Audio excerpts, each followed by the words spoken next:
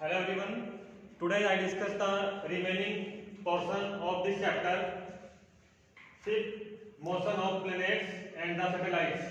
आज का हमारा टॉपिक रहेगा रिमेनिंग पोर्शन है, चैप्टर नंबर आपका फिफ्थ है और motion of planets and the satellites, ग्रह और उपग्रह की जो गति है उनसे संबंधित ये हमारा चैप्टर है और ये स्मॉल चैप्टर है और इसमें से ही अच्छे क्वेश्चंस पुटअप होते हैं शॉर्ट के लिए और लॉन्ग के लिए।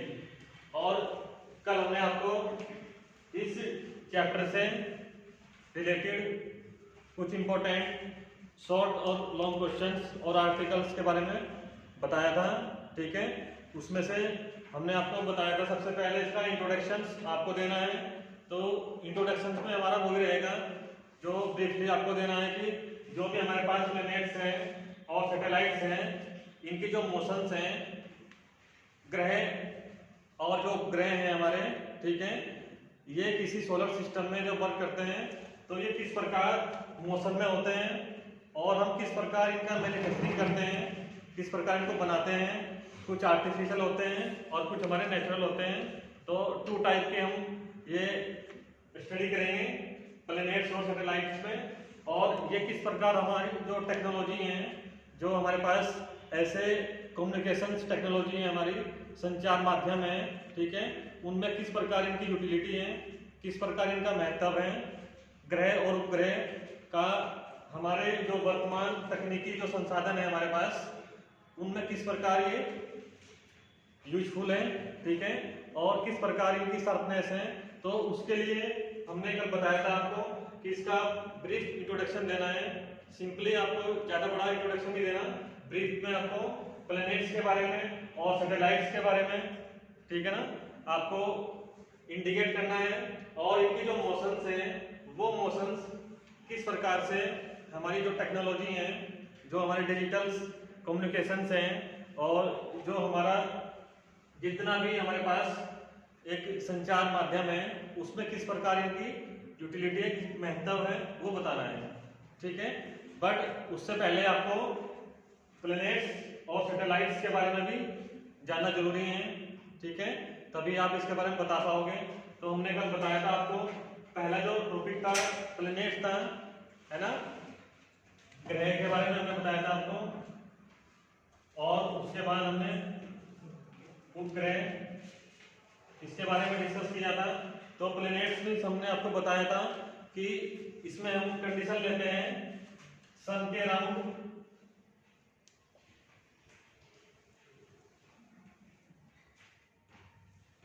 मैंने आपको बताया था कि सन जो सूर्य है एक प्रकार का प्रकाशित अधिक उष्मा वाला एक तारा है, ठीक है ना।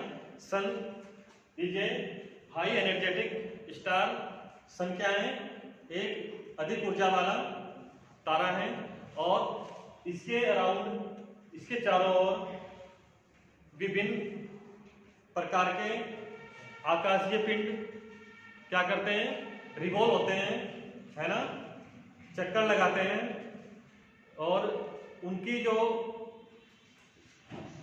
ऑर्बिट होगी वो कैसी रहेगी, फिक्स रहेगी या सर्टेन रहेगी, है ना। मतलब जो उनकी परिक्रमण कक्षाएं हैं वो क्या रहेंगी, एक निश्चित कक्षाओं में क्या करेंगे, सूर्य के चारों ओर चक्कर लगाएंगे, ठीक है। ये बेसिक कॉन्सेप्ट आप ध्यान रखना। जो ऑर्बिट्स होंगी हमारी, अगर वो n=1 या 2, ठीक है ना, या 3 या 4 या एंड सो ऑन, तो हर बार उनकी जो ऑर्बिट्स हैं वो क्या होगी, फिक्स होगी। अगर फर्स्ट ऑर्बिट में है तो वो उसके अराउंड क्या करेंगे, रिवॉल्व करेंगे, सेकंड में सेकंड के अराउंड, क्लियर है ना। तो इस प्रकार जब भी हमारे पास आकाशीय पिंड हमने बताए थे आपको होते हैं और वो आकाशीय पिंड सूर्य के अराउंड क्या करते हैं, एक सर्टेन ऑर्बिट में रिवॉल्व करते हैं, तो हम उनको बोलते हैं प्लैनेट्स, है ना, ग्रह बोलते हैं, ठीक है। इसके टाइप्स के बारे में बताया था हमने आपको। तो टाइप्स कितने होते हैं, अभी से टाइप्स के बारे में बताया था, कितने प्रकार के प्लैनेट्स हम लेते हैं।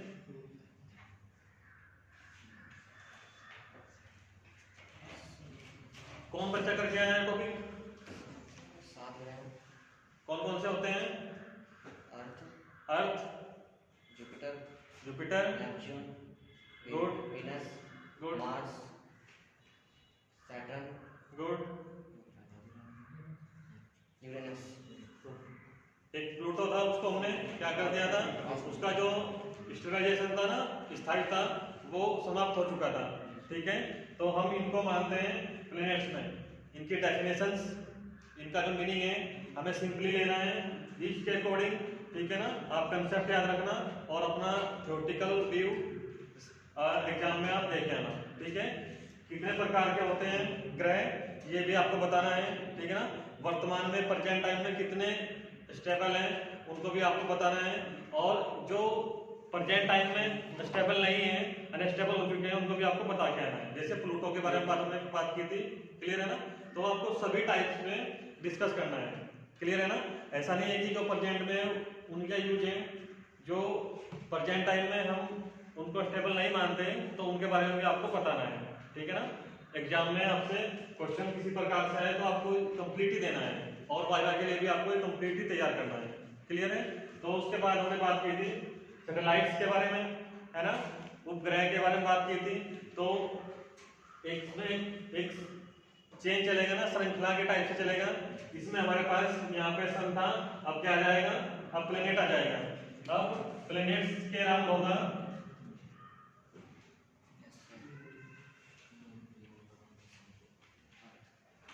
अब यहाँ पे इसको हम क्या कर लेंगे, फिक्स करेंगे, है ना। अब इसके अराउंड क्या होगा, सैटेलाइट्स क्या करेंगे, रिवॉल्व करेंगे सेम सर्टेन ऑर्बिट्स में। ठीक है, तो सूर्य के चारों ओर जब निश्चित कक्षाओं में आकाशीय पिंड चक्कर लगाते हैं तो उनको हम ग्रह कहते हैं, प्लैनेट्स कहते हैं। और जब ग्रह के चारों ओर चक्कर लगाते हैं, ठीक है ना, एक सर्टेन ऑर्बिट्स में, उनको हम क्या कहेंगे, उपग्रह। इसके लिए भी एग्जांपल्स कौन बताएगा? मून रिवॉल्व अराउंड अर्थ। गुड, जो चंद्रमा है, चंद्रमा क्या है, एक उपग्रह है, किसके अराउंड करता है, अर्थ के अराउंड। क्लियर, तो ये कॉमन एग्जांपल्स हैं, आप इसको दे सकते हो। ठीक है, उसके बाद हमने डिस्कस किया था, इसमें आपका नंबर 3 था सोलर सिस्टम। ठीक है, सोलर सिस्टम, इसको हमने सौर परिवार भी कहा था। सौर परिवार सोलर सिस्टम में देखिए आप, जिस प्रकार से मैंने आपको कल बताया था कल के लेक्चर में कि सिस्टम मीन्स कोई भी ऐसा अरेंजमेंट है जो ग्रुप से बनता है। जैसे कॉमन एग्जांपल हम लेते हैं क्लास का, तो क्लास में अगर एक बच्चा है, गर्ल्स हैं या बॉयज हैं, तो हम उसको सिस्टम नहीं कहेंगे, मीन्स उसको हम क्लास ही नहीं कहेंगे।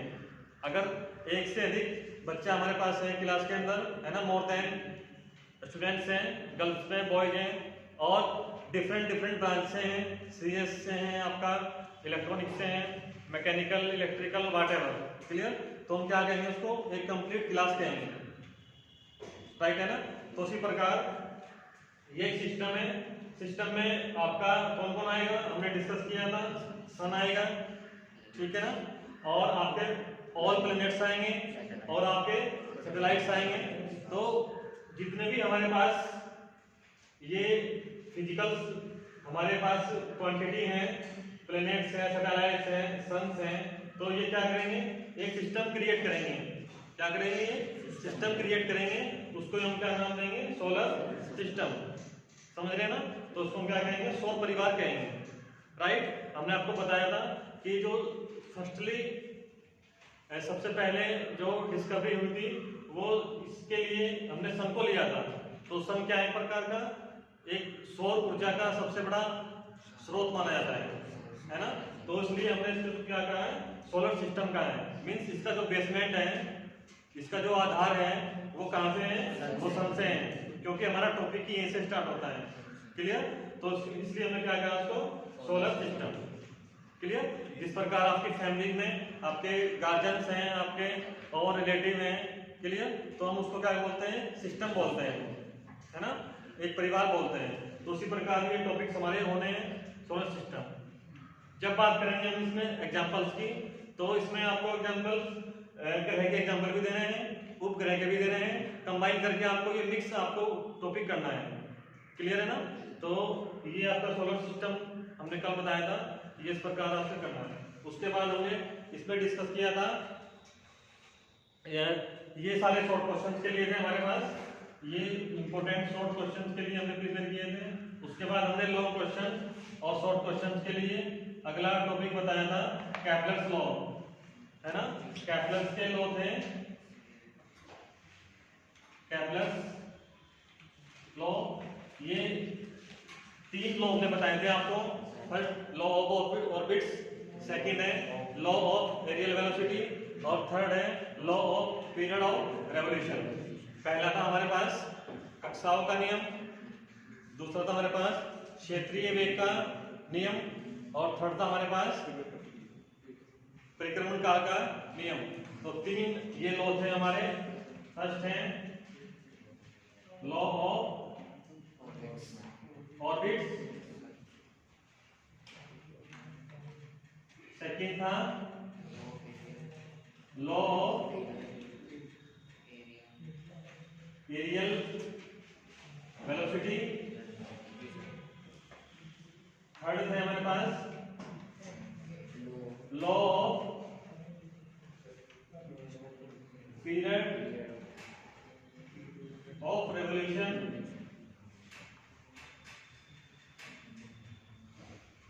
ठीक है, कक्षाओं का नियम, क्षेत्रीय वेग का नियम और परिक्रमण काल का नियम, इनको हम कहेंगे फर्स्ट लॉ ऑफ कैपलर्स, है ना, रिलेट टू द प्लैनेट्स, है ना, planetary motion. Second law of the Kepler's, ये थर्ड लॉ। एग्जाम में किसी टाइप से आए आपको उसी टाइप से ही बता के आना है। क्लियर? उसके बाद हमने आपको इसमें बताया था अगला टॉपिक न्यूटन्स का लॉ था हमारे पास, न्यूटन्स लॉ ऑफ ग्रेविटेशनल। इसमें सिंपली हमें ये बताना था, शॉर्ट के लिए आर्टिकल चले गए F equal capital G m1 m2 upon r square, ये हमें फाइंड करना था। ठीक है, इसके लिए डायग्राम भी आप बना सकते हो। कोई 2 बॉडी लेंगे जिनके सेपरेट मास होंगे अपने अलग अलग और उनके बीच कोई डिस्टेंस होगी। ठीक है, और उनके लिए ये इक्वेशन निकालेंगे। हमने सबसे जो आपका फर्स्ट लेक्चर हुआ था, ठीक है ना, सबसे पहले हमने यही आपको बताया था। ठीक है, इसमें आप ध्यान रखना है, एक बॉडी आपको लेनी है और एक बॉडी ऑलवेज अर्थ रहेगी, है ना। पृथ्वी का अपना मास होता है ना, एक तो उसको मान लेंगे क्योंकि अट्रैक्शन भी यहाँ पे लगना है, और कौन सा लगना है, ग्रेविटेशनल अट्रैक्शन लगना है, गुरुत्वाकर्षण आकर्षण बल लगना है। तो वो हमेशा पृथ्वी क्या करती है, किसी दूसरी अट्रैक्ट करती है अपनी ओर, है ना, किसी भारी वस्तु को जिसके पास अपना मास हो। ठीक है, तो हम एक बॉडी को अर्थ मानेंगे और दूसरी को हम कोई बॉडी मान लेंगे। ठीक है, ध्यान रखना उनके बीच ये जो डिस्टेंस है ये एक सफिशिएंट वैल्यू होनी चाहिए। अगर ये ज्यादा दूरी पे होगी तो अट्रैक्शंस नहीं हो पाएगा, है ना, दोनों बॉडी के बीच। तो ध्यान रखना ये सारे फंक्शन किस प्रकार इफेक्ट डालते हैं इस फंक्शन के ऊपर।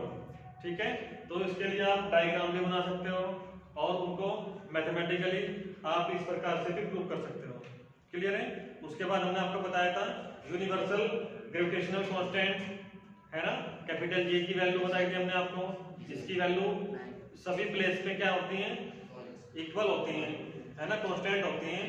ठीक है ना, और ये आप निकाल लेना, न्यूमेरिकल्स के लिए आपको देगा भी एग्जाम में। ठीक है, पता भी आपको होनी चाहिए 6.67 -11, और इसका यूनिट यहाँ से निकाल लेंगे, ये न्यूटन में हो जाएगा, ये आपका किलोग्राम में, है ना, और ये आपका मीटर में चलेगा। इसके अकॉर्डिंग आप इसका यूनिट निकाल लेना। ठीक है, इसका डायमेंशन फॉर्मूला निकाल लेना आप, है ना, बीमीएस सूत्र निकाल लेंगे इसका।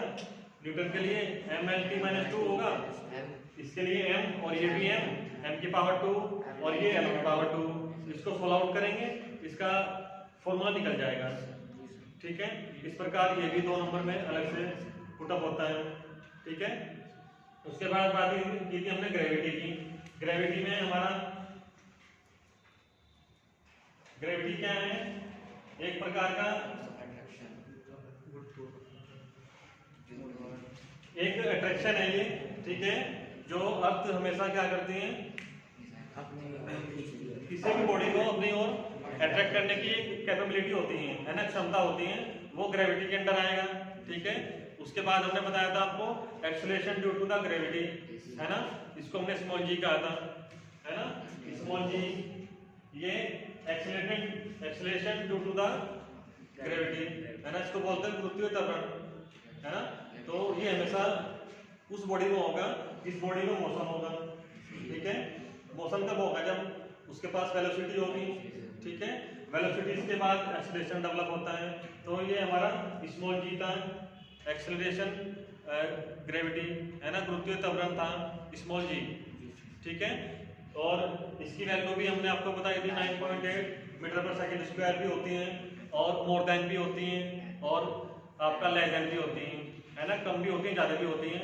इसकी वैल्यू प्लेस के अकॉर्डिंग चेंज होती रहती है ना, स्थान अलग अलग स्थान पे इसकी वैल्यू अलग अलग होगी और इसकी नहीं होगी, ठीक है।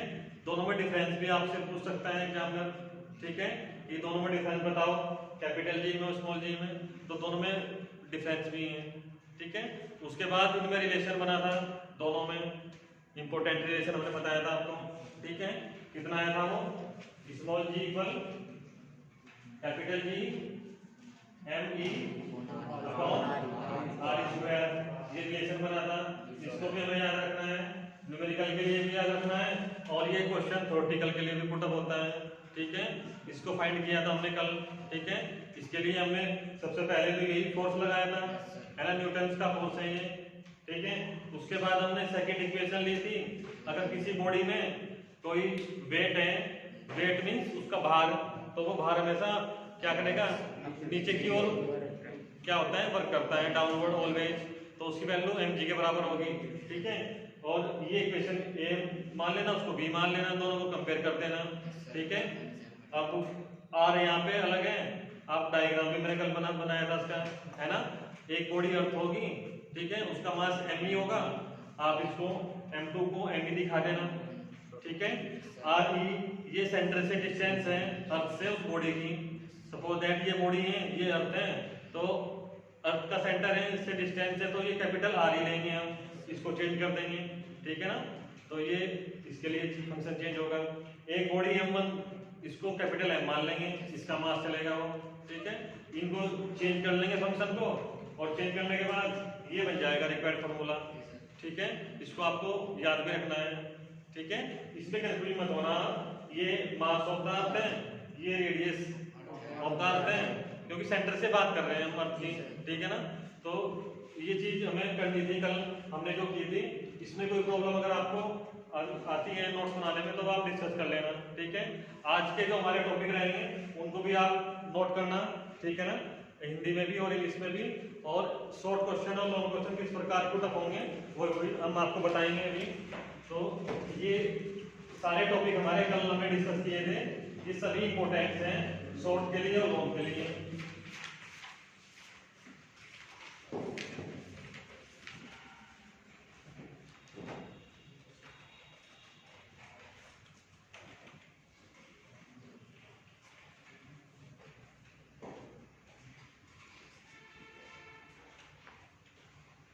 अपनी नोटबुक में नोट करना। आज का नया जो टॉपिक है हमारा, इसमें नेक्स्ट वो रहेगा ग्रेविटेशनल फील्ड, इसको बोलते हैं गुरुत्वीय क्षेत्र,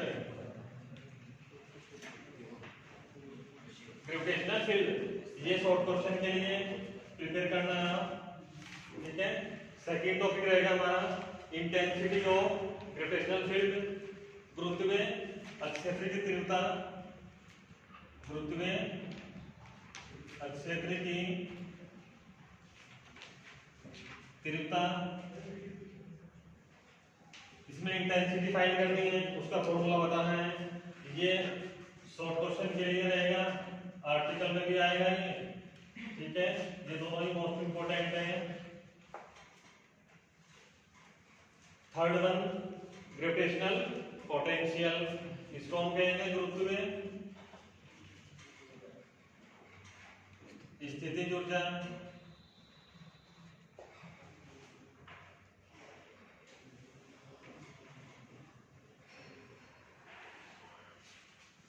ये है हमारे पास ग्रेविटेशनल पोटेंशियल एनर्जी, गुरुत्वीय स्थितिज ऊर्जा। तो ये 4 टॉपिक रहेंगे हमारे। इन 4 टॉपिक में से हर बार कोई 2 टॉपिक्स पुटअप होते हैं।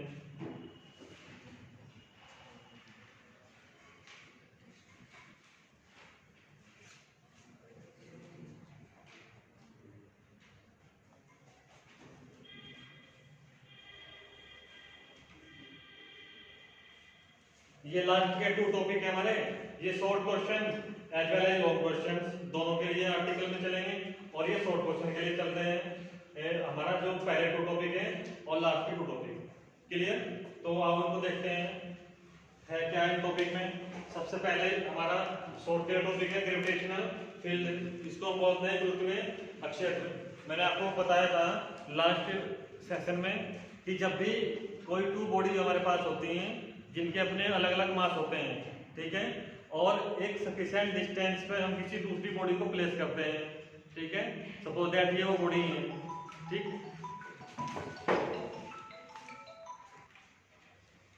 तो आओ ये देखते हैं हमारा टॉपिक ग्रेविटेशनल फील्ड में। हमने आपको बताया था कि जब भी कोई 2 बॉडी हमारे पास होंगी और एक बॉडी का मास हम सपोज करते हैं कैपिटल एम है, एक बॉडी हमारी हमेशा अर्थ होगी, कैपिटल एम उसका मास होता है ना, मास ऑफ द अर्थ। तो ये हमारा टॉपिक है ग्रेविटेशनल और ये है फील्ड, ठीक है। तो सिंपल सी बात है, सबसे ज्यादा अट्रैक्शन होता है ना, अर्थ किसी बॉडी को अपनी ओर अट्रैक्ट करती है, समझ रहे ना। तो जिस एरिया में वो अट्रैक्ट करेगी वो एरिया क्या कहलाएगा हमारा ग्रेविटेशनल फील्ड, समझ रहे ना। तो ऐसा क्षेत्र जिस क्षेत्र के द्वारा कोई भी वस्तु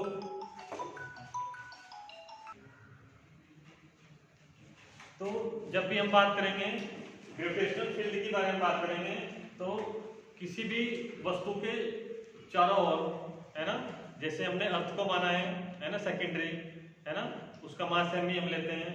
तो उस वस्तु के चारों ओर का ऐसा क्षेत्र है जिस क्षेत्र में आकर्षण क्या होता है, प्रबल होता है ना। अट्रैक्शन जो किसी बॉडी को दूसरी बॉडी को अट्रैक्ट करने की जो कैपेबिलिटी होगी या क्षमता होगी, तो उस क्षेत्र को हम क्या कहेंगे, ग्रेविटेशनल फील्ड कहेंगे। मींस हम पूरे एरिया को गुरुत्वीय क्षेत्र नहीं कहेंगे। क्यों? क्योंकि सभी सपोज दैट अर्थ है, ठीक है ना, अर्थ का जो सेंटर है उस सेंटर में उस बॉडी का कंप्लीट मास क्या करता है, कंटेन करता है।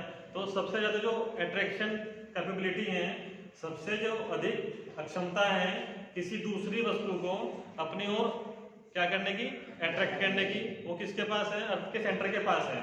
मींस पूरी अर्थ का एरिया ना लेके, समझ रहे ना, पूरी अर्थ का फील्ड ना लेके हम केवल कुछ सफिशिएंट एरिया की बात करेंगे, समझ रहे ना।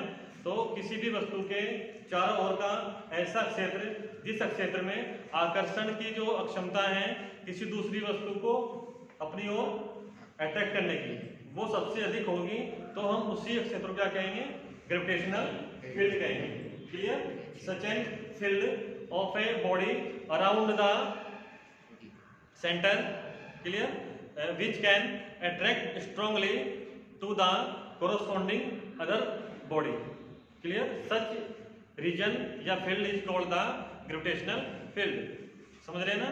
तो कॉमनली डिफरेंस समझना, किसी भी वस्तु के लिए जब भी हम बात करेंगे उसका वो चारों ओर का ऐसा क्षेत्र है जिस क्षेत्र में दूसरी वस्तु को हम एक स्ट्रॉन्ग अट्रैक्शन के द्वारा क्या कर ले, आकर्षित कर सकें, ठीक है।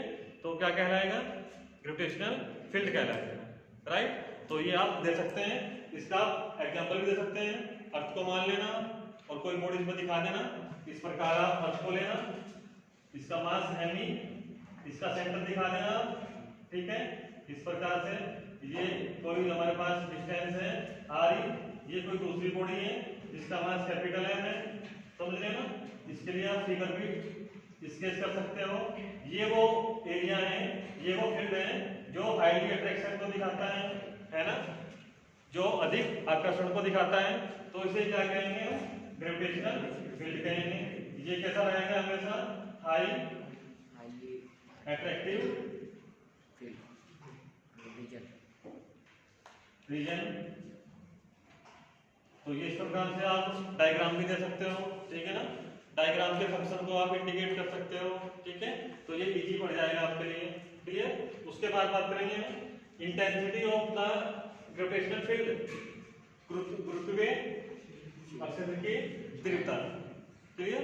तो इसमें हमारे पास वो एरिया आएगा या वो फील्ड आएगी जिसको हमने पहले टॉपिक में क्या किया है? सपोज किया है। सपोज दैट वो ये वाला एरिया है, ठीक है ना? तो इसी एरिया में हम बात करेंगे। इस एरिया में कोई यूनिट मास की बॉडी होगी, कोई एकांक द्रव्यमान की वस्तु होगी, और उस वस्तु के ऊपर हम एक बल आरोपित करेंगे, ठीक है? और जिसके द्वारा हम उसकी इंटेंसिटी को क्या कर लेंगे? एस्टिमेट कर लेंगे। तो जब भी किसी वस्तु का एकांक द्रव्यमान होगा, उस एकांक द्रव्यमान वाली वस्तु के ऊपर हम कोई जब बल आरोपित करते हैं, तो उस समय उस क्षेत्र में उत्पन्न जो तीव्रता होगी उसको क्या कहेंगे हम? गुरुत्वीय क्षेत्र की तीव्रता। क्यों? क्योंकि ये किसके लिए वर्क कर रहे हैं? ग्रेविटेशनल फील्ड के लिए कर रहे हैं, ठीक है? तो इसी फील्ड के अराउंड क्या करेंगे? हम अपना एक फोर्स अप्लाई कराएंगे। किसके लिए? यूनिट मास के लिए, एकांक द्रव्यमान की वस्तु के लिए। तो उसके लिए फॉर्मूला भी हम लेंगे, I equal F upon M, formula बना लेंगे, ठीक है? I क्या है हमारे पास? ये इंटेंसिटी है ना? इसको हम करते हैं रिप्रेजेंट कैपिटल I से। ये हमारी इंटेंसिटी हो जाएगी।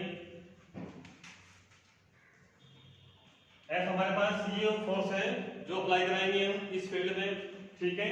M क्या है हमारे पास? ये वो यूनिट मास है, एकांक द्रव्यमान है किसी वस्तु का जिसके ऊपर हम आरोपित कर रहे हैं। सपोज दैट ये वो बॉडी है, इस बॉडी का ये यूनिट मास है, एकांक द्रव्यमान है, मतलब फिक्स है ये, ठीक है? इस मास के कोरस्पॉन्डिंग हम एक बल आरोपित कर रहे हैं, ठीक है? उस बल के द्वारा इंटेंसिटी हम फाइंड कर लेंगे उस एरिया में, ठीक है? इसको क्या कहेंगे? गुरुत्वीय क्षेत्र की तीव्रता, ठीक है ना? जब भी किसी एकांक द्रव्यमान वाली वस्तु के ऊपर हम कोई बल आरोपित करते हैं और उस बल को आरोपित करने के बाद उस क्षेत्र में उत्पन्न जो तीव्रता है वो क्या कहलाएगी? गुरुत्वीय क्षेत्र की तीव्रता कहलाएगी, ठीक है ना? Intensity of gravitational field, right? इसका फॉर्मूला रहेगा I equal F upon M। M unit mass है, एकांक द्रव्यमान है, F क्या है? आरोपित बल है। तो इस प्रकार हम इसको रिप्रेजेंट करेंगे, ठीक है? डायग्राम फिर दोबारा वही देखे आएंगे, ठीक है? तो ये चल जाएगा इसके लिए। अब बात करेंगे इसके मात्रक की, इसका जो यूनिट होगा, है ना? यूनिट निकाल लेंगे, इसके लिए न्यूटन और इसके लिए किलोग्राम, ठीक है? इसका डायमेंशन फॉर्मूला निकाल लेंगे, बीमीय सूत्र निकाल लेंगे, m(2) और अपॉन इसका कैंसिल आउट हो जाएगा, एक फंक्शन क्या बचेगा? तो इस प्रकार से हम इसको कंप्लीट कर लेंगे, समझ रहे ना?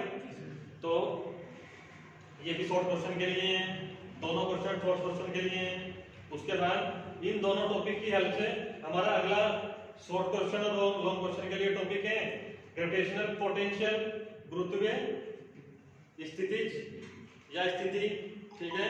इसको ही बोलते हैं। तो अगला टॉपिक है हमारा ग्रेविटेशनल पोटेंशियल, गुरुत्वीय स्थितिज या इसको हम बोलते हैं गुरुत्वीय विभव बोलते हैं। इसमें दो प्रकार की कंडीशन होंगी हमारी इसको करने के लिए। पहली तो कंडीशन यही है हमारे पास, ग्रेविटेशनल मींस कोई भी अट्रैक्शन लगेगा, है ना? गुरुत्वाकर्षण लगेगा, किसी भी बॉडी को अपनी ओर हम अट्रैक्ट करते हैं अर्थ के थ्रू, ठीक है? तो वो हमारे पास रहेगा इसमें। दूसरा है पोटेंशियल। पोटेंशियल मींस क्या होती है? या तो उसकी स्थिति या उसका विभव, ठीक है? जो हमें करना पड़ता है। जैसे हम कोई कार्य करते हैं तो हमारे पोटेंशियल की बात होगी, है ना? तो हमें पोटेंशियल चाहिए होता है। तो इसमें जब भी हम किसी भी ग्रेविटेशनल अट्रैक्टेड बॉडी को गुरुत्वीय आकर्षण वाली वस्तु को क्या करते हैं, गुरुत्वीय क्षेत्र से बाहर लेके आते हैं, ठीक है, या बाहर से अंदर लेके आते हैं। सपोज दैट ये बॉडी हमारे पास है, ये बॉडी दूसरी बॉडी है, तो ये इसके अट्रैक्शन में आएगी ना, तो या तो हम इसको बाहर लेके जाएंगे अट्रैक्शन पॉइंट से, या इसको अंदर लेके आएंगे, ठीक है। तो दोनों ही कंडीशन में हमें कुछ वर्क करना पड़ेगा, ठीक है। तो जो वर्क करना पड़ेगा वो क्या कहलाएगा, हमारा पोटेंशियल बन जाएगा। क्या कहलाएगा, पोटेंशियल, समझ रहे ना। तो इसके लिए जो कंडीशन होगी हमारी वो पॉजिटिव भी होगी, नेगेटिव भी होगी।